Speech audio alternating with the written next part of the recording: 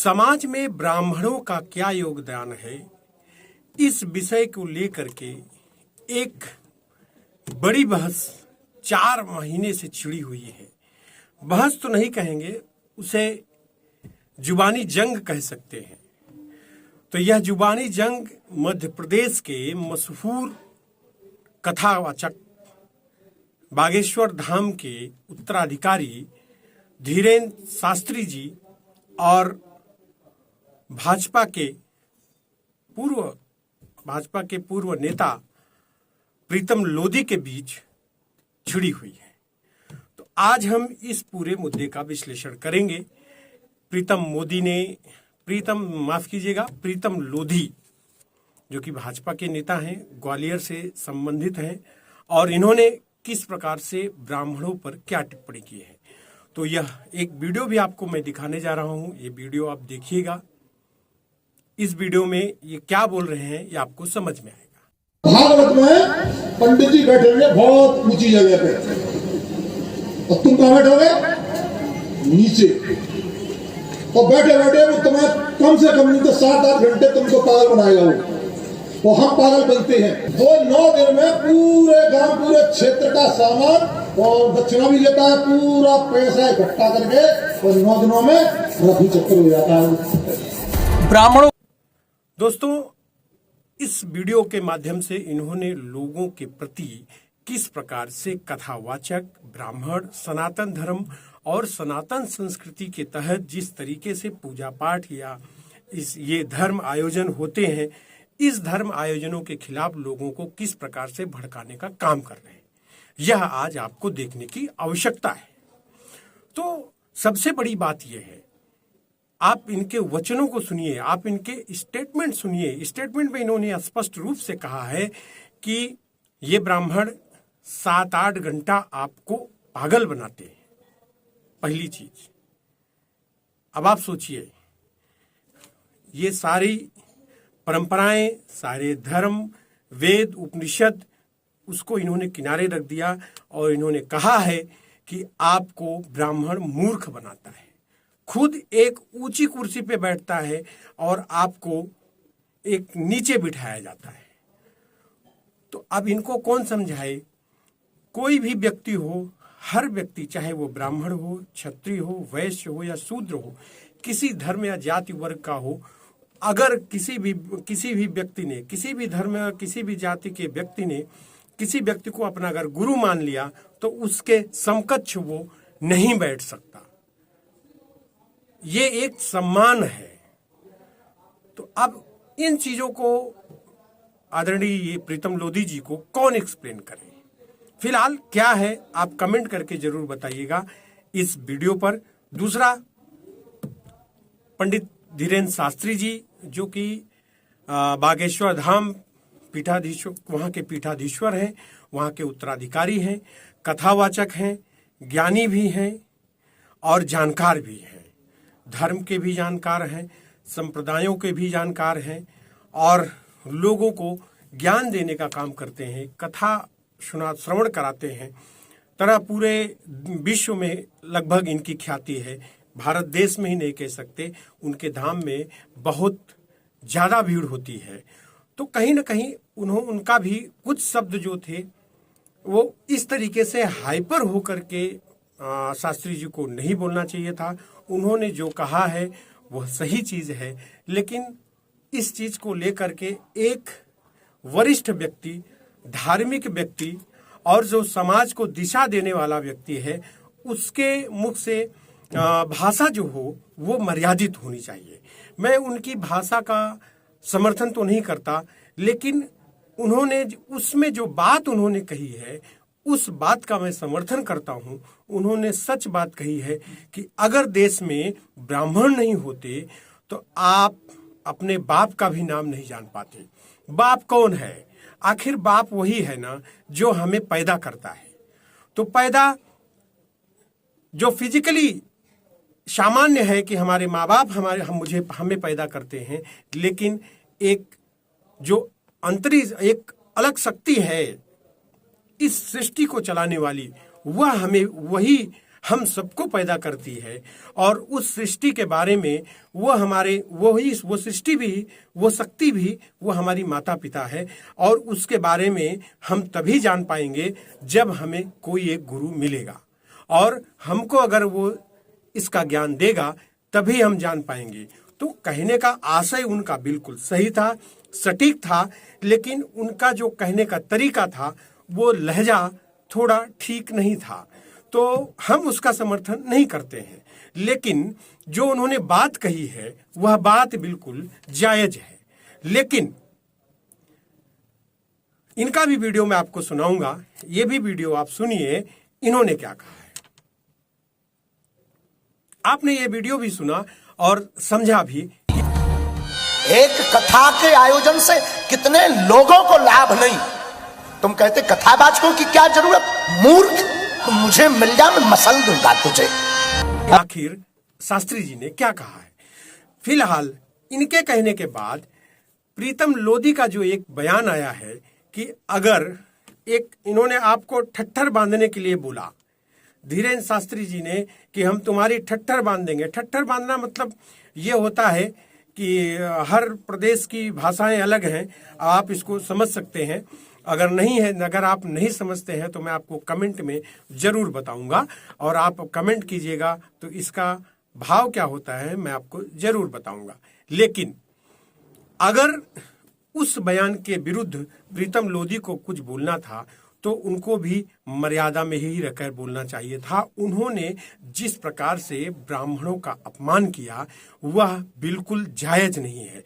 अभी अभी विश्व प्रसिद्ध संत श्री रामभद्राचार्य जी महाराज, जिसको भारत सरकार ने पद्म विभूषण से सम्मानित किया है, ऐसे संत ने भी प्रीतम लोधी के बारे में कहा कि इनके स्टेटमेंट सही नहीं थे और मैं धीरेन्द्र शास्त्री के बयानों का स्वागत करता हूं और समर्थन। बागेश्वर धाम के अधिपति धीरेन्द्र शास्त्री का 100% नहीं 1000% समर्थन कर रहा हूं। धीरेन्द्र शास्त्री को अहंकार नहीं, गुरु का अहंकार है उसको। दो स्वाभिमान होने चाहिए, गुरु का स्वाभिमान और गोविंद का स्वाभिमान।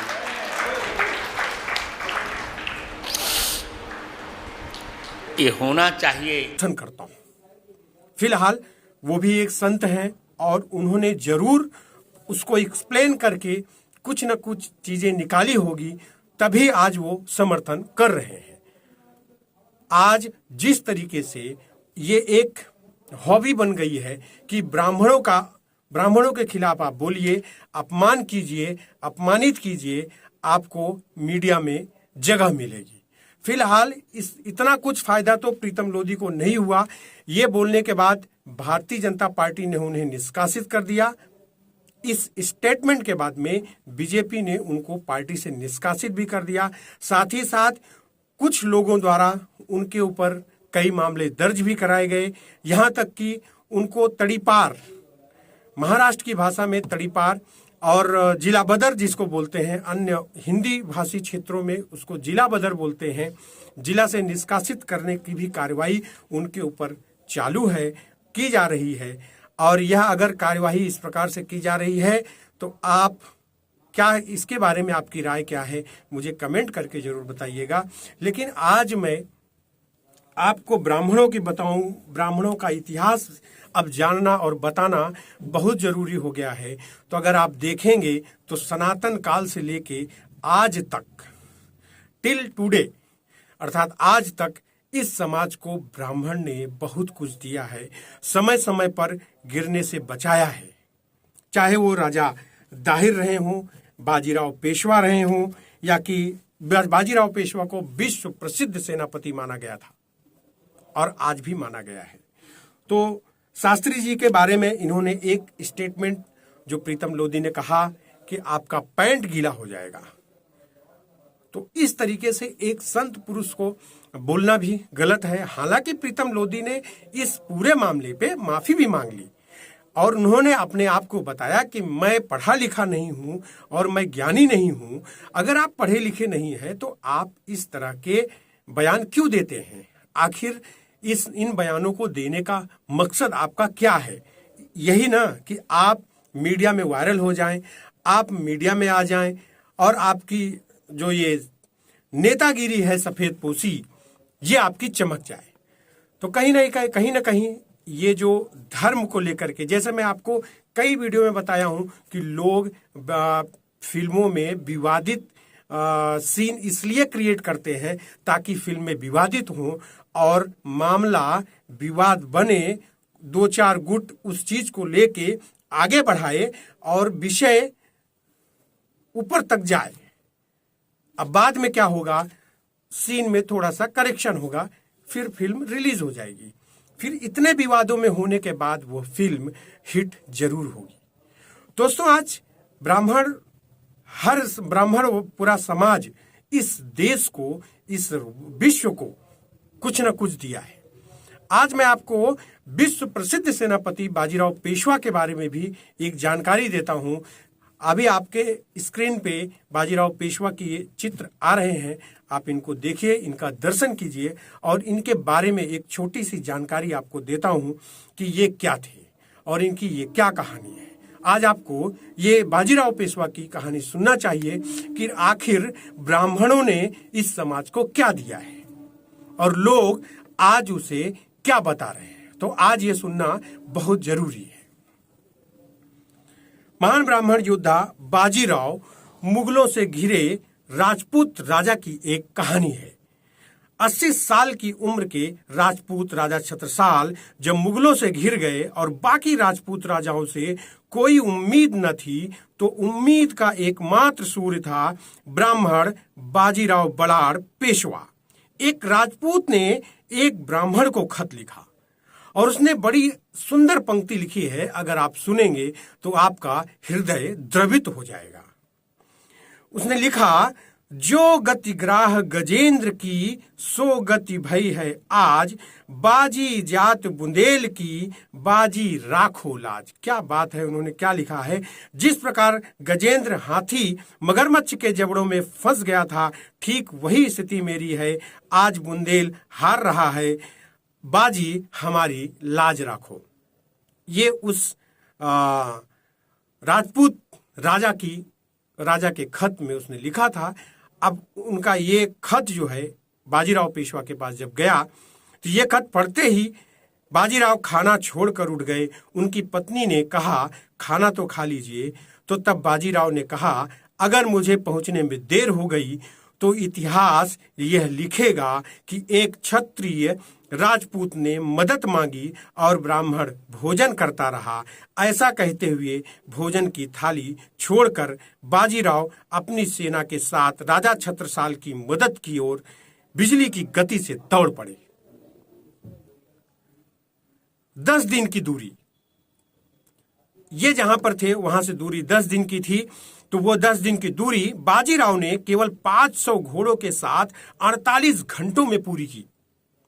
बिना रुके बिना थके ब्राह्मण योद्धा बाजीराव बुंदेलखंड आया और फंगस खान की गर्दन काटकर जब राजपूत राजा छत्रसाल के सामने गए तो छत्रसाल से बाजीराव बलाड़ को गले लगाते हुए कहा, ये पंक्तियां आपके लिए आपको द्रवित कर सकती हैं, भावुक कर सकती हैं। ये पंक्तियां आप जरूर सुनिएगा कि जग उपजे दो ब्राह्मण परस और बाजीराव, एक डाही राजपूत या एक डाही तुर्काव। ध्यान दीजिएगा, उन्होंने बहुत क्या बात कही है। धरती पर 2 ही ब्राह्मण आए हैं, एक परशुराम जिसने अहंकारी क्षत्रियों का मर्दन किया और दूसरा बाजीराव बलाड़ जिसने मलेच्छ जिहादी मुगलों का सर्वनाश किया है। तो दोस्तों, ब्राह्मणों ने किस प्रकार से इस समाज को बहुत कुछ दिया है। चाहे आप आजादी के समय, भारत देश की आजादी के समय का आप लेते हैं तो चंद्रशेखर आजाद, 1857 की क्रांति मेरठ से जब शुरू हुई तो उस समय के लिए मंगल पांडे, रानी लक्ष्मीबाई, कितनों का नाम गिनाऊं जिन्होंने कभी भी घुटने नहीं टेके, जान दिया है समाज के लिए अपने आप को बलिदान किया है। चाणक्य, चाणक्य ने क्या, पुष्यमित्र शुंग जो कि प्रथम ब्राह्मण शासक भी थे, और उन्होंने किस प्रकार से समाज को बनाने और जुटाने का काम किया है।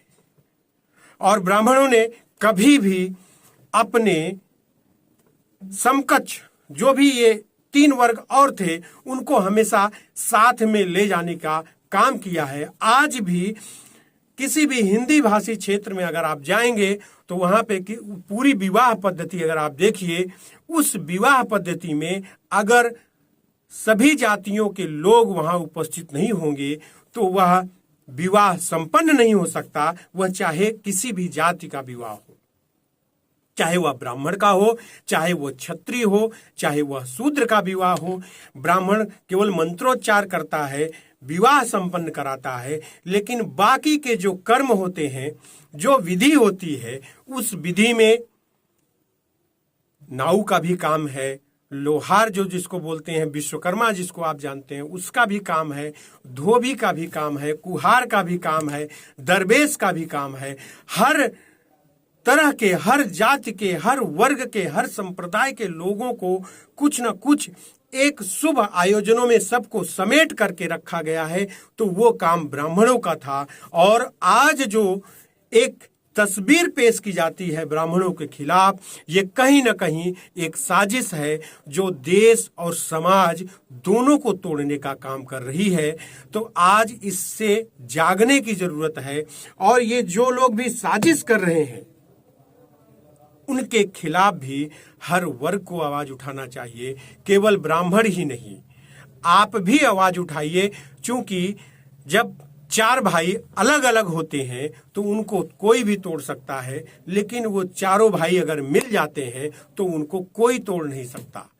और जब चारों मिलेंगे तब विकास संभव है, अगर चारों अलग रहेंगे तो विकास संभव नहीं है। और ब्राह्मण ही नहीं, हर जाति के लोगों का इस समाज में सभी का कुछ न कुछ हमेशा योगदान रहा है, और हर समय पे लोगों ने कुछ न कुछ समाज को दिया है। समाज को बनाने के लिए, समाज के जुटाने के लिए हर जाति और हर वर्ग के लोगों का अपना एक स्थान है जिसे कभी भी नहीं भुलाया जा सकता। इस मामले में रामभद्राचार्य ने भी जो कहा है उसे आप जरूर सुनिएगा, उसमें भी आपको क्या समझ में आता है आप हमें कमेंट करके जरूर बताइएगा। दोस्तों, तो आज ये जिस प्रकार से मध्य प्रदेश के पूर्व बीजेपी के नेता प्रीतम लोधी ने जो ब्राह्मणों के लिए ये स्टेटमेंट दिया, मैं इसकी निंदा करता हूं, भर्त्सना करता हूं। यह शर्मनाक है, और इस तरीके के बयानों की पुनरावृत्ति नहीं होनी चाहिए। यह एक संकल्प हर वर्ग के लोगों को लेना चाहिए, और यह बंद होना अति आवश्यक है। नहीं तो हम आपस में ही लड़ करके हम अपने विकास को स्थिर कर देंगे। तो दोस्तों, आज का ये टॉपिक, आज का ये जो विषय आपको कैसा लगा, हमें कमेंट करके आप अवश्य बताइएगा। मुझे आपके एक एक कमेंट का इंतजार रहेगा। आप लोग मेल भी करते हैं, बहुत बहुत धन्यवाद उसके लिए, लेकिन मैं आपसे आग्रह करूंगा कि मेल मैं कभी नहीं भी देख पाता हूं, इसलिए आप कोशिश कीजिए कि वीडियो में ही कमेंट करें, और वीडियो में आपको तुरंत रिप्लाई जरूर मिलेगा। तो आज के लिए दोस्तों बस इतना ही। बहुत बहुत धन्यवाद।